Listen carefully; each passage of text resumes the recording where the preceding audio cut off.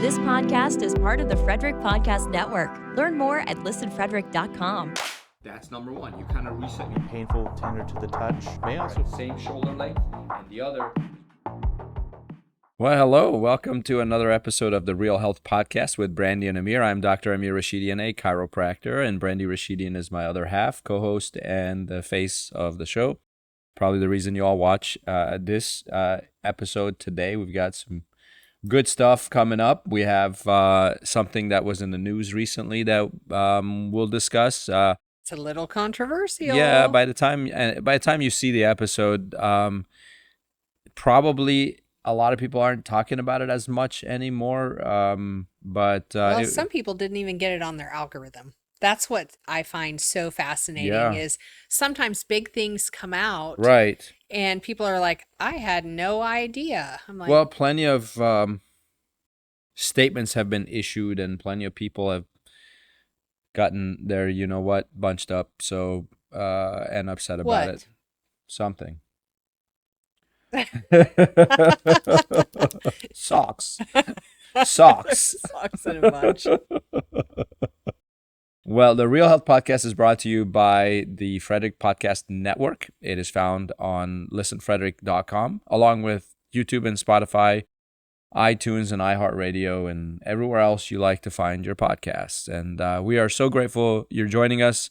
Hopefully, we will give you valuable information. Our goal is always to bring you information from the latest news and research and findings and whatever is in mainstream media, try to take away some of the bias and try to give you some scientific background to it. But also, we are biased because I want to give you the wellness perspective, the non-drug, non-surgical perspective on health issues, because maybe not enough people are doing that part of it, and you should have both sides of the story. So we believe in informed decision-making, 100%. But if you're only receiving half of the picture, you can't really make an informed decision. That's one of my big pet peeves. I was just talking with a patient about primary care, and sometimes we're asked to take something or do something, but sometimes we get pushed into it and we're told we have to do something, or, hey, you can't be a part of this practice if you don't do what I'm telling you to do.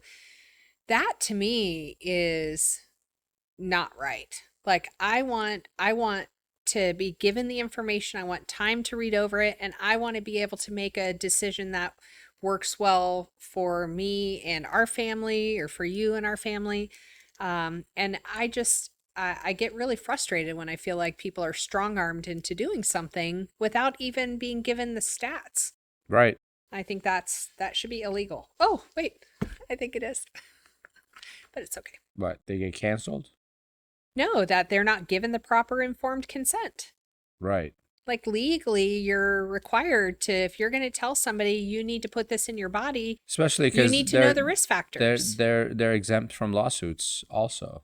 The companies that Certain companies, yeah. well, the ones we can't mention. Yeah. But the Real Health Podcast purpose and goal is to help you with information that will hopefully help you feel better, get stronger, live longer, and feel younger. Yep. So you probably saw us smiling before the camera went on, and because we always do like a little preamble and just to warm up for you guys. And it's always really silly. So we were rapping and dancing. Yeah. And Brandy was telling Sean that the two of us are part of a band. Yep. The name of the band is? The Two Sick Chickens. Two Sick Chickens. We are not for hire. No, but maybe if we hit 1,000 episodes and you all share and subscribe and all that, maybe we'll do a song. Maybe one of our originals. One of our originals. Well, we have a lot. We have two. And we have 0 non-originals. I don't know. We were just singing one that was not an original. Yeah, it was a mix. It was like a medley of 80s rap. Yeah, it was really good. If you ask us, it was really good. I'm going to play it back and put it on repeat. Yeah, so we were in the car singing one time. We had just got married, and my mother was in the back seat. And she said, "You two sound like two sick chickens." She was serious. That was not a joke. And thus the band was born. And so we're like, yeah, that's a good name for our band. the 2 sick chickens. That's right. So, anyways, but not sick like ill health, but sickly. I'm going to say that it's the kind of sick the kids were using more recently, which actually is a good thing. That means you're really awesome. Oh, yeah. Like they go, that is sick. That is sick. Yes, that's right. Sick chickens. Yeah. Now, to our defense, that was 20 years ago. You guys should have heard Brandy last Sunday on stage at church. Because she had a solo and she sang really, really well. And it's not just me saying that. It was a lot of people. Thank you. People loved it. It was really, really good. So anyways, so go to gracetoday.org. No. Yes. Go to gracetoday.org. Do not watch it. Yes. And watch the service. And for Sunday, what was the date of Sunday? It wasn't. I'm going to tell you. There was no date. I think they want to they want to listen to you sing. They don't. It would be Sunday, September 28th. Watch the worship service. I was at the second service. You sounded really good in the second one. I didn't hear the first one, but everyone said you were good in the first one too. So yeah, watch. You don't have to watch that. You don't have to, but you probably want to now. Anyways. That's that. I don't know how you get nervous in retrospect. That's me. Now I'm like all sweaty and stuff. I'm like, all these people. Like 500 people were listening live while you were singing. So yeah, but I ignore everyone. We have 7 viewers. We have more than 7 viewers. Who watch the show. And so of the 7, probably 2 will have time to go to the website and find. Yes. All right. Maybe Sean will get a clip of it and post it. No, he shall not. I almost brought out some old English. He shan't. I was very serious. King James is coming out. English. All right. So listen, last week there was a press conference where President Trump stated that there's a huge link between autism and Tylenol during pregnancy. And he even mentioned that Tylenol should be given to young children. And he didn't give the reason behind it. He just said that's what our research is revealing. And Bobby Kennedy Jr., who's the head of the Health and Human Services, was there.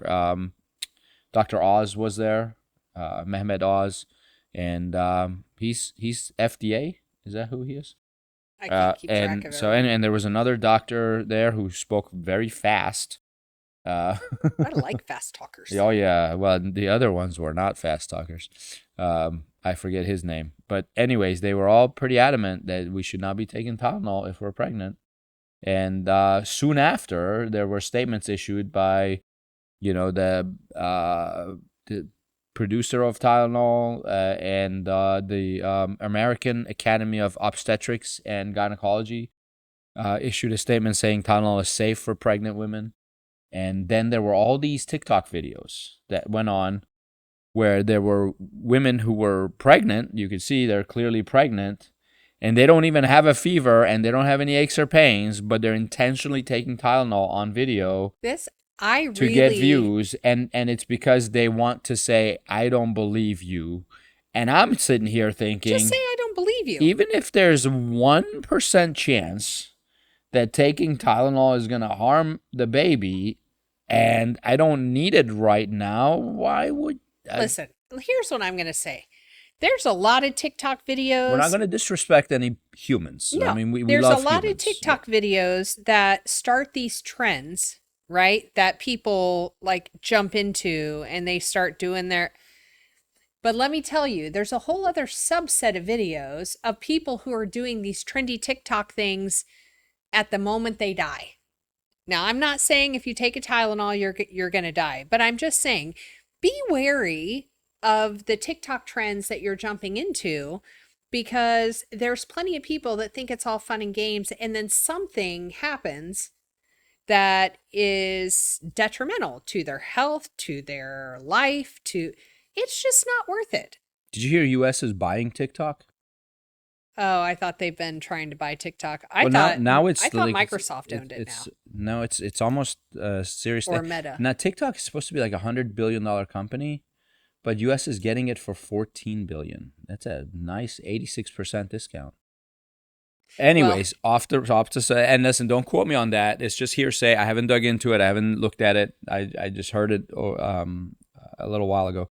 But getting back to this, yeah, don't take chances. I mean, I don't care if you believe it or not, but well, first of all, don't put any painkiller into your body that you don't need, right? Because that doesn't make any sense. That's kind of idiotic. Sorry. Right. We're not insulting your intelligence. We're just saying. But it's a dumb thing to do. Smart people do dumb things. Believe it or not, 100%. I've done plenty of dumb things. And maybe we'll talk about that sometimes. For sure. I mean, we talked about your parasites, so we can pretty much talk about anything. Yeah, I'm open book. Come.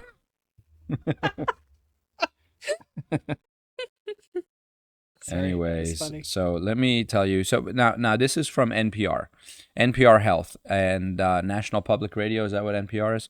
And here's the thing. Before I start reading the article, please understand that mainstream media is funded by 70 to 75% of their revenue comes from drug ads, pharmaceutical companies. That includes all the major TV networks, radio, newspapers, journals, magazines. The biggest spender of ad money is Big Pharma. Yeah. So they are never going to publish something that's going to bite the hand that feeds them. That's a nice way to put it. Right. Which I totally understand. They're loyal. I mean, if someone was giving me hundreds of millions of dollars annually, I'd think twice before I say anything negative about them. I personally would think twice about who I'm letting feed me so that I can be honest. Exactly. Because there are some people who refuse to take ad money. They refuse to take sponsorships. And they're funding themselves through their own merchandise and things like that. It's like that even with nonprofits, right? There's a lot of nonprofits, even here in Frederick, that they're funded by government grants or government money. And guess what? They have to adhere to certain regulations that the government wants. That's why I love selecting nonprofits that aren't owned by anyone. Yeah. Right? Yeah. I love working with nonprofits that aren't getting their money from somebody who says, you can't say this, do this, you can't do this. You can talk to this person, don't talk to this person. Like, we don't need that. Yeah. Right now we're talking about the Frederick Rescue Mission. Yeah, I love them. And we would love if you would support them as well, especially if you're around Frederick. So here's the article by NPR. The title is 3 Thoughts from an Autism Researcher on Trump's Acetaminophen and Vaccine Claims. So this was published on September 23rd, which right now is about a week ago. And by the time you see this, it'll be 2 weeks probably. It says, President Trump's suggestion that a link exists between autism and acetaminophen, the active ingredient in Tylenol, has raised concerns within the scientific community. What the heck is a scientific community? So you're all of a sudden, anyways, because I love the scientific community because they don't have MD after their name. They have PhD after their name. Mm-hmm. Anyways, but I think they just throw that out there. This is the scientific community. Well, yeah, it's one of those arbitrary, like, who is that exactly? Right. Right? Like, and then it says Trump, along with Health Secretary Robert F. Kennedy Jr. and Centers for Medicare and Medicaid Chief Dr. Mehmet Oz, said Monday that autism rates are up because pregnant women are taking the medicine that is often used to treat pain and fever. Taking Tylenol is not good, Trump said during an announcement in which he also discouraged giving the medicine to young children. Tylenol's maker, Kenvue, told NPR in a statement that independent sound science clearly shows that taking acetaminophen does not cause autism, We strongly disagree with any suggestion otherwise and are deeply concerned about the health risks and confusion this poses for expecting mothers and parents.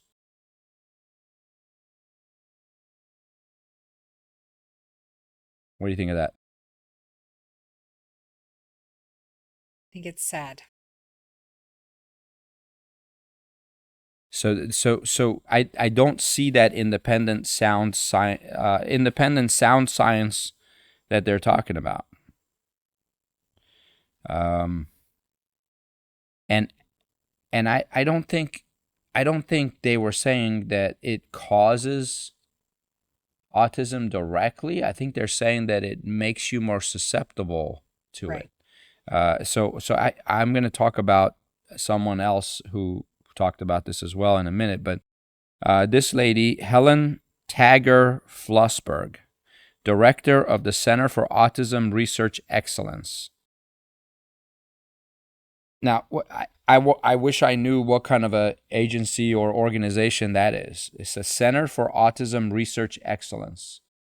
Yeah, you should probably look that up. At Boston University, and founder of the Coalition of Autism Scientists. Who are they funded by? That's what I want to know too. Called the administration's announcement appalling. How is that appalling? I mean, for the first time, we have people at the highest level of the government concerned about the health of children. What do you think their agenda is? Do you think they want to make enemies? They want the richest companies on the planet with the most power to become their enemies? That doesn't sound like a smart thing. So that means they clearly care about the kids. Now, whether they're right or wrong, that's not what I'm talking about. Why are we attacking them? She said it was a very significant distortion of what science says about any possible links between acetaminophen and autism. The message is likely to impact millions of lives of pregnant women right now, mothers of autistic children who are going to be so fearful that this is what they did to cause their child's autism, which is absolutely not the case, Tager-Flusberg said. Were you able to find Center for Autism Research Excellence?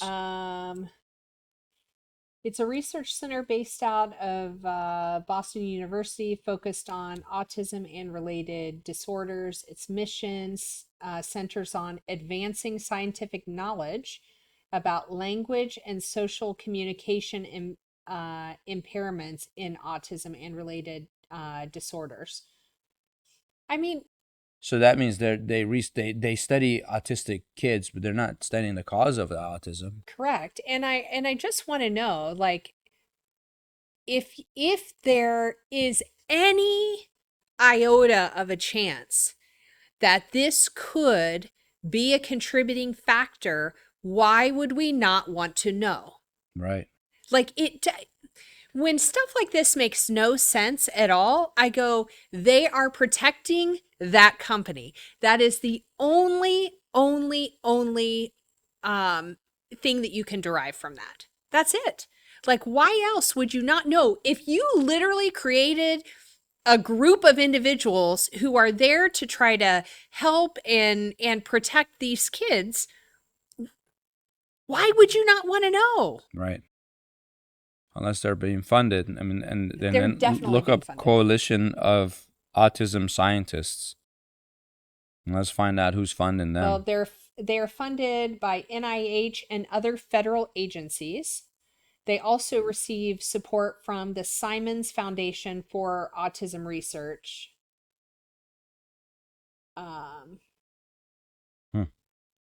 So some of their other typical research, federal grants, philanthropic foundations. So we know it could be a number of people at the basis. So speaking to NPR's Michael Martin, Tager-Flusberg, who has studied autism for decades, responded to claims Trump made about autism, acetaminophen, and vaccines, and the FDA's move to label leucovorin as a treatment option for autism. At the White House Monday, Trump said pregnant patients should fight like hell not to take acetaminophen. He continued saying, there may be a point where you have to, and that you'll have to work out with yourself, so don't take Tylenol. A study released in August by Harvard University found that women who said they took acetaminophen while pregnant seemed more likely to have a child diagnosed with autism. Ann Bauer, an epidemiologist who worked on that study, told NPR she worried it was too soon for the federal government to offer guidance and that the research community needed to see more evidence. Why would you ever say something like that is too soon? The minute the evidence comes out, the minute the research shows out, you need to make it public and distribute it everywhere. Right. And say, hey, these are early findings. Right. We could be wrong. Just say one study shows that if you take Tylenol, you increase your chance of having an autistic kid. Right. And that's it. Just say that. What's wrong with that? And why wait? Oh, don't tell anyone. Well, because let them keep taking Tylenol. But that's the MO, right? When pharmaceuticals go to do these studies to determine efficacy and if they're going to get, accepted, we don't know how many studies they do before they get one that's good. So they just keep doing it. They don't talk about it. They go till they find positive correlation. Right. Taggart Flussberg said that if there is an association between acetaminophen and autism, it is small and limited and interacts most likely with the genetics, which is the main contribution to what causes autism. So if there's a small chance, you're saying, oh, take as much Tylenol as you want, because the chance of it happening are small. Right. Tell that to a parent. But the devastating outcome is not small. Right.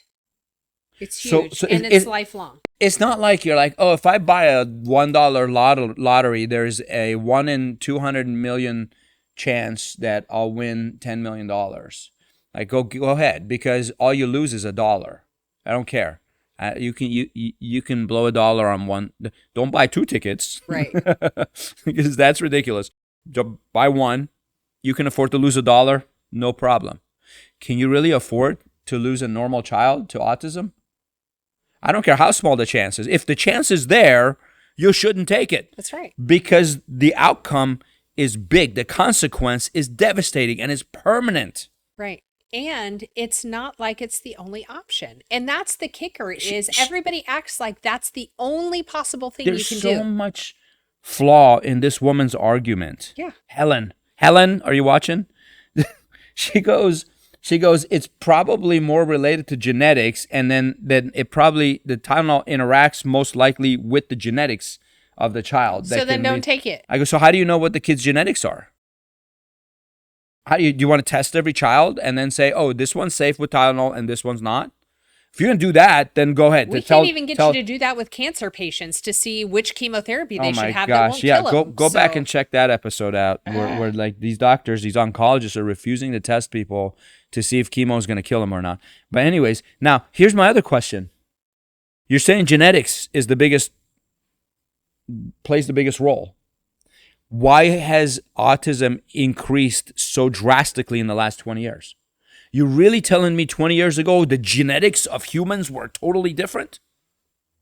Even 100 years ago, we had the same genes as we do today. Genetics don't change. I mean, they even went back and finally admitted we are not close to monkeys. That's right. Or apes. So, some of us are, some of us aren't. Just my kid's dad's side of the family. No.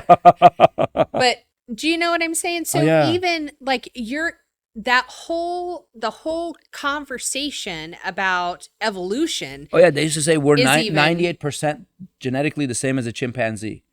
I go, well, let's bring one on the show.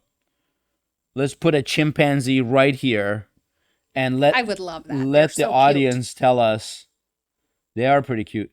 They are hairy, smelly. I like it when they wear diapers. Yeah, they better wear a diaper. Let's get a potty trained one. Do you remember when we were in Bali in the monkey forest? Oh my gosh! Do not go to the monkey forest. We talked about the monkey Bali. forest. That was terrifying. I'm traumatized. You know what they do? I wish we could find that video. Yeah. We probably have it somewhere. It's in like one of my old phones. Yeah. Like 3 generations ago. We went to Bali probably like, what, 12, 13 years ago. Because Naveed was I know he was 2 a or little, 3. little kid, yeah. So, and we didn't have a second one yet. Nope. So he must have been right in between. 2 max. Anyways, we went to Bali, which is in Indonesia. Took us 36 hours to get there. And we go, oh, let's go to the monkey forest. It was one of our excursions. Other people were going to watch a funeral. Yeah. They were gonna burn a dead body. Yeah. That's how they do funerals. I'm like, I think I'm gonna go. We passed on that. And then we rode elephants, which was nice. That was a good experience. The elephants. I'll take an elephant over a monkey any day. These monkeys had red eyes and fangs. They were right. Evil. They had the bigger ones really looked evil. Looked like little hairy vampires. Yeah. But so we enter the monkey forest. First thing they do is give you a big bushel of bananas. Yeah. Well, they ask you to pay for it, and then you're not warned that this may not be wise. So yeah, you do not take bananas because then hopefully the monkeys won't attack you. And so we're in for no more than like 5 minutes, and all of a sudden we hear this blood-curdling scream. And there was a young girl who had a backpack, and she had sat it on the ground, and she was trying to feed the monkey or interact with, one of the monkeys. And it went to unzip her. It was like not happy with her. Oh yeah, he picked up a backpack and started unzipping it so it could go through and find food. And so she was trying to shoo it away, and it bit her. Oh yeah. And so the scream coming out from her was horrific. Now before that, Bali is beautiful. It's very scenic. So you remember the bridge? Yeah, this was after. No, I know. The bridge was after, but the bridge was after. I thought it was before. No, she screamed that was right when we entered the forest. Okay, because I at the time of the bridge, I don't remember having seen the monkeys yet. Oh yeah. Because we had. I remember we were walking, and I was like, "Where are the monkeys?" No, they were all around. They were. But because that's what the video is. The video you wanted to show them is because we're walking, and I'm taking a video with my phone of how beautiful this is, because there's enormous trees. There's like a canyon. There's a river down there, and there's this stone bridge that's like carved. It looks like straight out of the movie Avatar. Mm-hmm. Unreal vines hanging. I mean, you really feel like you're out in a deep forest. So like Avatar meets Indiana Jones. Yes. Because the carvings on the bridge, this stone bridge, beautiful. So I'm walking, I'm in the middle of the bridge, and there's these vines that are hanging off the bridge, going to different trees and so on. And I'm just looking around. All of a sudden, from a distance, I see a little cute monkey, and I focus on it. And I go, hey, there's one. And it gets on a vine and runs over towards us. And then on another vine, another one comes. And then the end of this video, I'm looking around. We're circled by all these red-eyed monkeys. You're forgetting about the photo.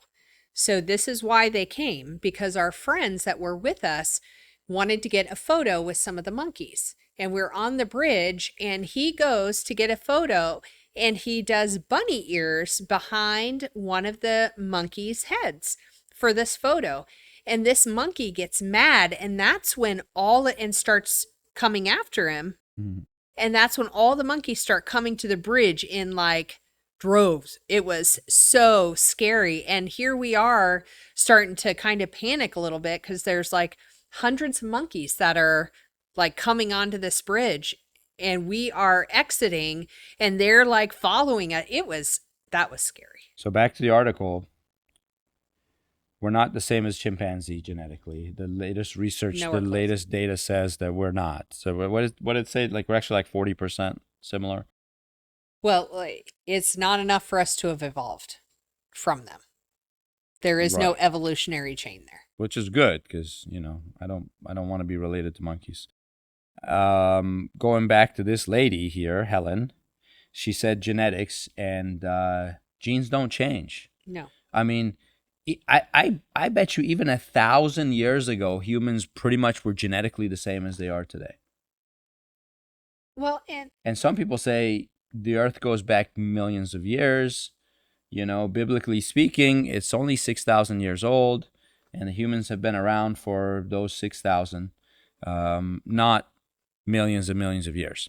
So 6,000 years ago, first person was created, and genetically, I think they were about the same as we are today, which means you can't, if rates of autism went from, I don't know, 1 in thousands to 1 in, he said 12, 1 in 12 kids, that quickly and that much, then it can't possibly be just genetics.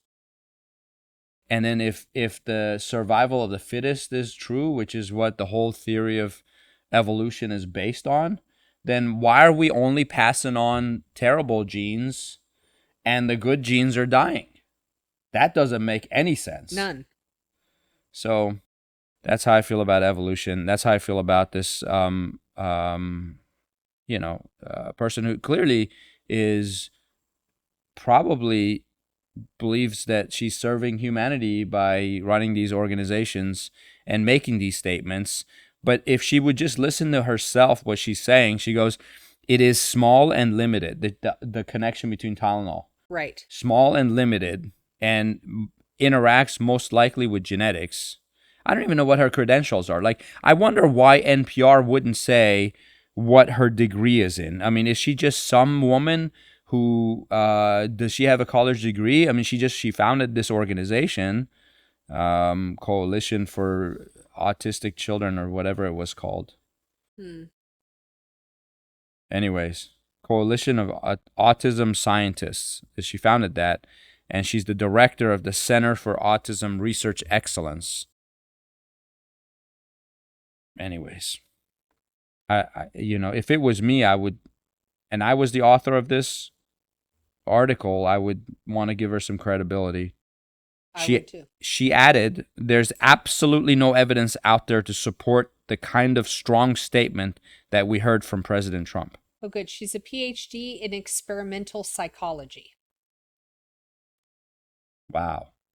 I'm going to read you a transcript of a video from a PhD in cellular molecular biology who got her degree from University of Michigan in the immunology department. So now, who would you listen to? Someone with a psychology degree or someone with a degree in cellular molecular biology with a focus on immunology? I'm going to listen to the one that makes the most sense.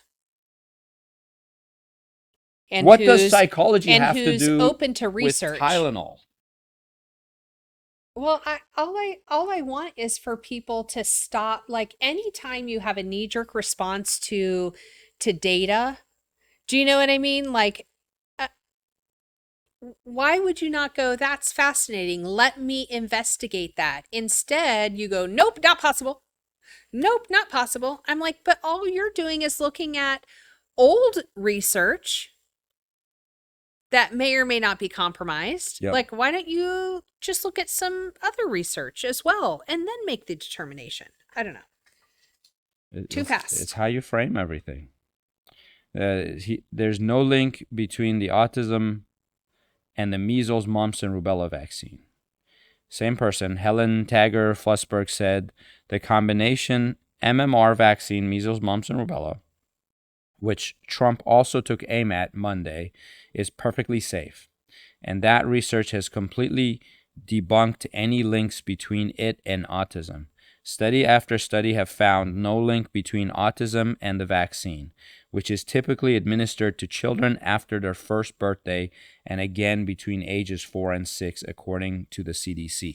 Now, Trump didn't say don't get the vaccine.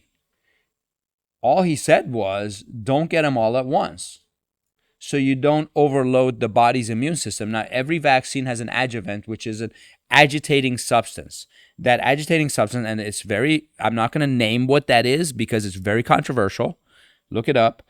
But that agitating substance is put in there in order to cause a spike in an immune response in the body, because unless the body has an immune response, you won't develop immunity to the virus that's in the vaccine, which is most likely a live virus, except for the for the one that's an attenuated virus. In the DPT vaccine, now they call it DPAT, which is an attenuated virus. That's diphtheria, tetanus, and pertussis.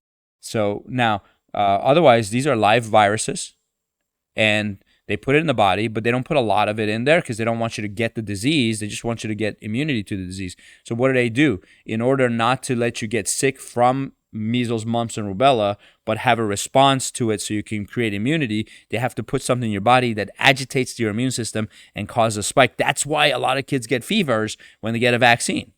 And that's why a lot of pediatricians say, hey, we're gonna do the MMR vaccine tomorrow. Please give your child a Tylenol prophylactically prior to your visit. A lot of pediatricians do this. Listen, I'm not judging them. I'm just telling you this is fact, the standard protocol. They say, hey, take a Tylenol before you come in, or give the child a Tylenol before they come in, so that when we give them the vaccine, they don't get a fever.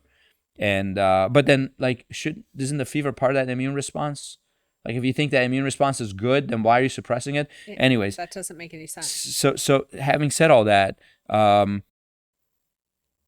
Donald Trump, all he said was, it's too much. Why risk it? Why give? He's not even anti-vaccine like some people are.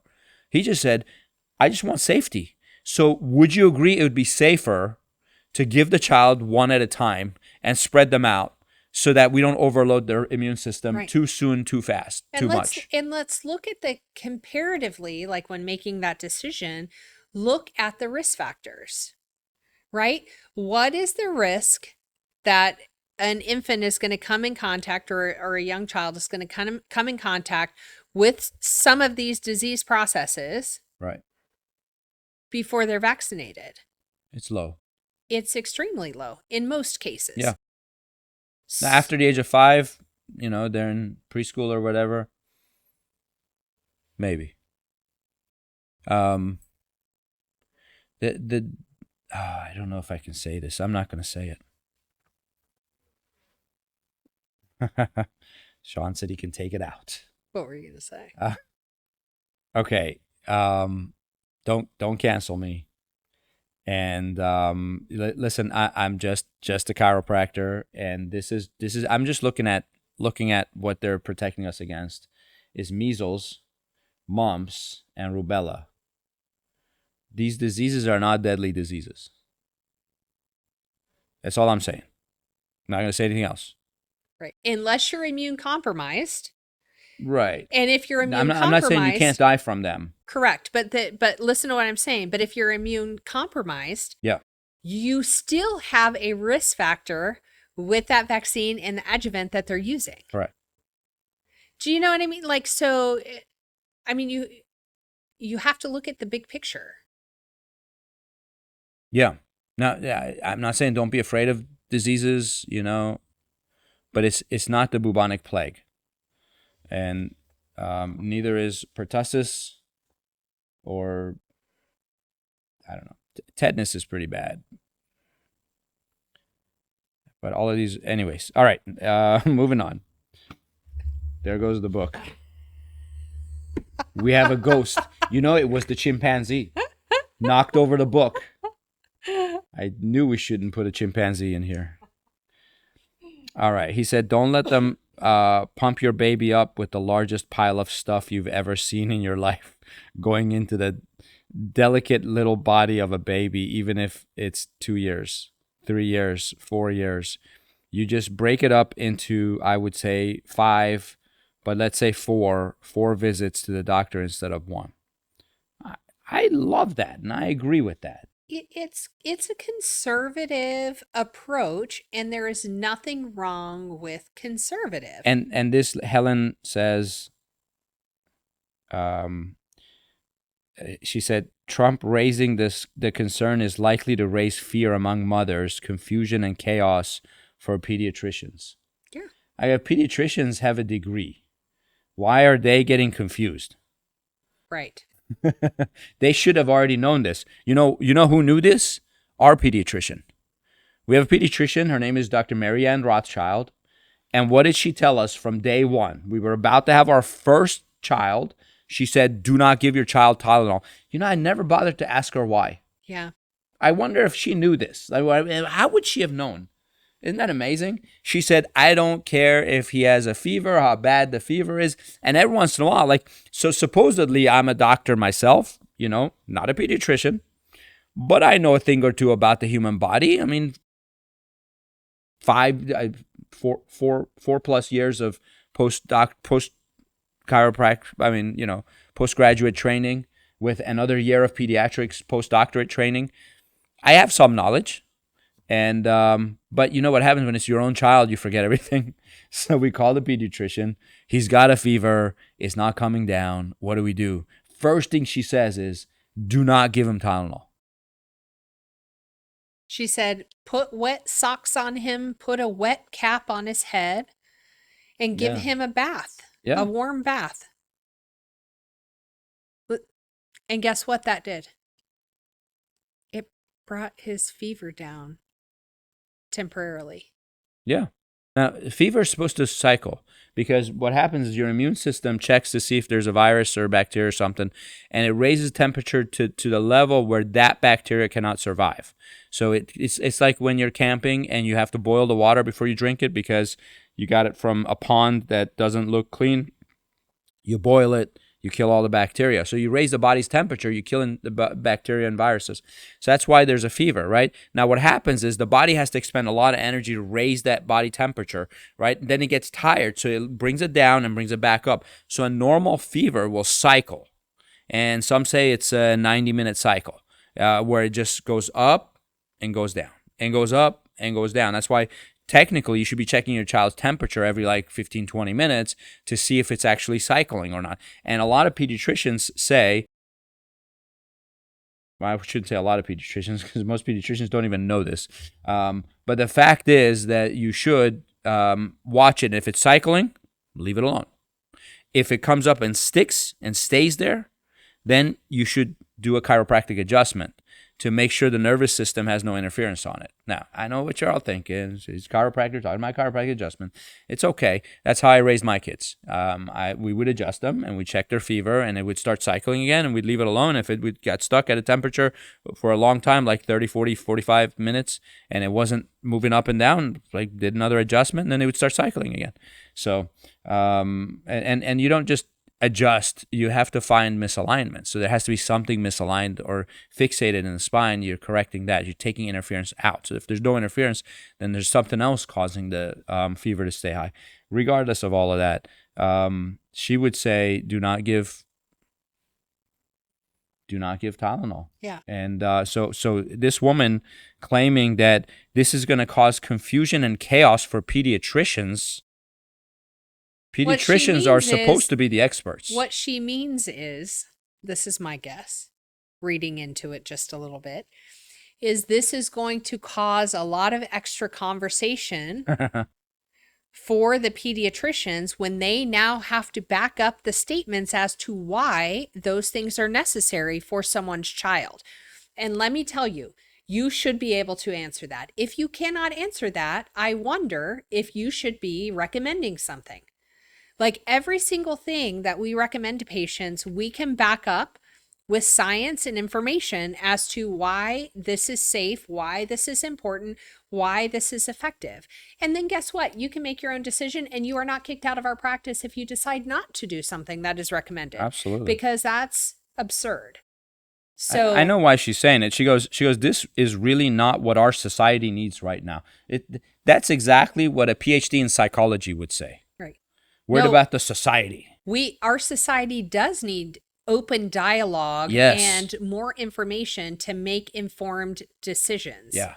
I am like the one thing except they just shot the person who was most pro open dialogue of anybody we know. Well, and that right there should show us how important that open dialogue is. So much to where somebody is trying to silence it. If it doesn't go with mainstream, then it shouldn't be heard. That's not the kind of world we're supposed to be. So I'm going to run through the rest of the article real quick. The FDA had also announced Monday that it would label leucovorin, a form of vitamin B typically used along with cancer medicines, as a treatment for speech-related deficits associated with autism. Helen said, while promising, I'll call her Dr. Helen. She does have a PhD. While a promising small-scale study showed language improvement for a group of children who were administered leucovorin, the treatment has at best weak evidence in support of it. She added that researchers need to build on early studies with a large-scale randomized controlled trial, and that they need to know what outcomes can be expected, dosage levels, and which children to observe. Now, she sounds like she's a fan of large-scale randomized controlled trial studies, right? Well, how come she's not asking for a randomized controlled trial study to be done on the vaccines? Right. Because none have ever been done. Right. We need a study to investigate this right now, far before the FDA should be approving this medication. Okay, but no studies need to be done on any vaccine, right? Or Tylenol. Or Tylenol. Let's not do a large-scale study on that either. They haven't done this for a single other medication in the history of autism. I don't believe that. Anyways, so let me tell you something that's a little more reasonable. So I found this lady. This is the transcript of a video she did, and she posted it on X. And I'll tell you what her website is. You can go look at her website. I'm just going to read part of it to you. She says, I have a PhD in cellular molecular biology from University of Michigan that was done in the Department of Immunology, and I have been studying the childhood schedule and injections for about 10 years. This is not a psychologist this time. She said, Tylenol is associated with autism because it depletes the body's major antioxidant, glutathione. Glutathione is what mops up inflammation in the body, and when the body is critically depleted of it, it either goes septic, or especially in young or premature infants, they can actually pass away. It can cause things like sudden infant death syndrome. So the maintenance of glutathione is extremely important, and even doing something like mom taking vitamin C as a supplement while she's nursing can be critical in helping mom and the baby to resupply glutathione. So what happens is if your body doesn't have enough glutathione, it gets extremely inflamed and it just can't handle cellular stress. The inflamed state of the brain is what is highly associated with neurological disorders such as autism or ADHD. Now, that said, glutathione is extremely depleted when children get injections. She doesn't want to use the V word, obviously. And when your immune system is hyperactivated, which is what happens when you do these injections. It's deliberate. It's deliberate. So I'll read that again. It says, now that said, glutathione is extremely depleted when children get injections and when your immune system is hyperactivated. We know that in pregnant mothers, if their immune system is hyperactivated, either by an injection or by a very severe infection like appendicitis, the extreme inflammation will deplete glutathione. So it isn't just Tylenol that is going to deplete glutathione. It is any form of acute immune activation, which is going to include all of these injections on the childhood schedule. Make no mistake, this immune activation is going to deplete glutathione, and if you combine an immune activation like a well child visit with Tylenol, it is a double whammy, completely depleting that child's glutathione supplies and really making it very likely that the body is not going to be able to fend off brain inflammation. So many injections are associated with encephalitis, which is inflammation of the brain. And we know most of the time the body can get ahead of that and use intracellular things like glutathione to reduce inflammation. But if the body doesn't have those stores, that brain inflammation is going to rage on, and it is going to continually deplete the body system of things like vitamin D, vitamin A, zinc, and glutathione, and eventually a child's body just can't handle anymore, and some children may actually pass away. Others are going to develop all kinds of problems, including things like autism. She said, I hope this helps you understand why Tylenol and other things in activation are associated with brain inflammation, which is one of the root causes or the causal factors in developing symptoms of the spectrum.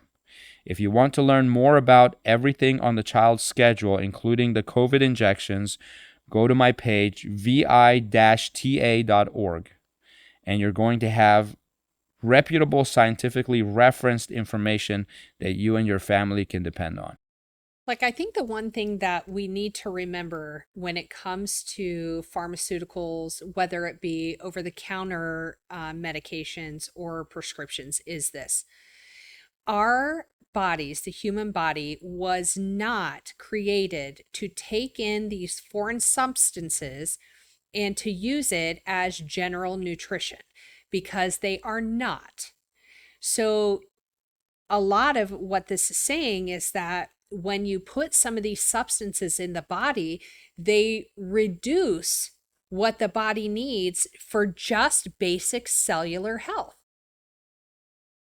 This is not rocket science. I do not understand why people struggle with understanding the fact that these are foreign substances that the body cannot always utilize properly, and that they can and most generally will change how the body functions normally.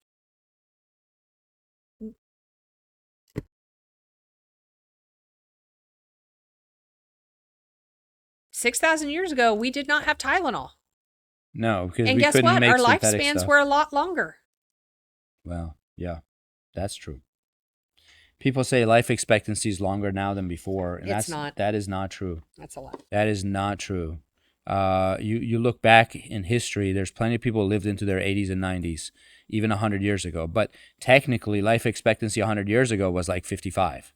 Yeah, but we Right? talked about that last time on how Yeah. they average. Oh, yeah, it's because children were dying of infections. So, anyways, I hope that was helpful. I got a little fired up there. Yeah, I mean, here's the basics for children's health, right?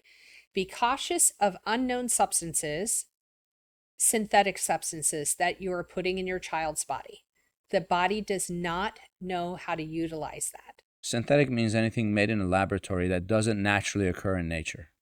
It will always behoove you to see if there's a natural form of something that the body does recognize. Our bodies are made to take in food, and we draw our nutrition from that. So even if you're taking a supplement, it would do your body well to use a whole food supplement, not something, again, that's synthetically created in a lab. There's, again, great habit. Might as well make the most of your money and make it something that the body knows how to utilize. It really is as simple as that. If you remove the ultra-processed food, vast majority of it, if you remove some of the toxins that we're constantly being inundated with, things like fluoride, things like Bromide. Yeah, bromide. Which is in bread. Mm-hmm. All of these, and if you remove the ultra-processed foods, you're going to be removing a good deal of that, except for the fluoride, because they put that in drinking water. You're going to notice that your children's health is very, very, very different than the average person. I can tell you, thank goodness, I'm not going to knock on wood. I'm not going to do any of that because it doesn't come from that.